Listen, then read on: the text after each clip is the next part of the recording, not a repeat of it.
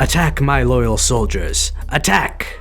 Your Majesty, we got a big problem. What happened? Some of your men back there died of an unknown disease. What should we do with them, Your Majesty? Maybe we could catapult them over the walls of the city and infect the enemy. Your Majesty, I don't think that's a good idea. I think we should retreat. Nah, boys, prepare the corpses. We're just gonna send it. In the year 1345, the Mongols were attacking the city of Caffa, which was controlled by the Genoese. The rotten bodies infected with the plague contaminated the town of Caffa fast. Some Genoese managed to flee, but without knowing, they took the plague with them. But how did the Mongols get the plague in the first place? Well, it started in China around 1300. It spread through the Silk Road and slowly it got to the west, infecting most countries in the Middle East. So back to the Genoese. After they left Caffa, they reached Constantinople where they passed the plague. After that, they landed in Sicily. From here on, the Black Death blew up. It got to northern Italy, then spread through all of Europe and parts of northern Africa. But how did the Black Plague spread so fast and effectively? Well, the cities were really dirty and messy. And where there's a lot of garbage, there's a lot of rodents and fleas. And the black rats were full of fleas, which were infected with the bacteria that caused the plague, called Yersinia pestis. Doc, the Black Death entered our city. How does it spread? What do we do? I'm scared. What should be the cause? Maybe this rat, which is full of fleas, which bites humans and infects them with the bacteria.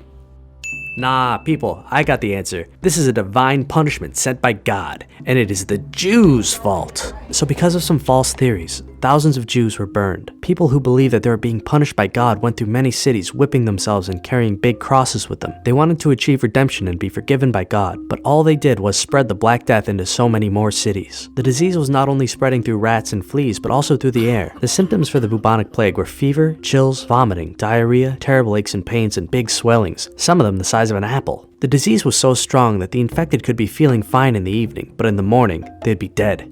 Hey man, you know how you rule the city, right? Yeah, what happened? People are dying so fast we don't have enough space to bury them. Dude, I don't care. Just throw them in the streets and burn them. We can't do that. What would the people say? Hey, you said I'm in charge.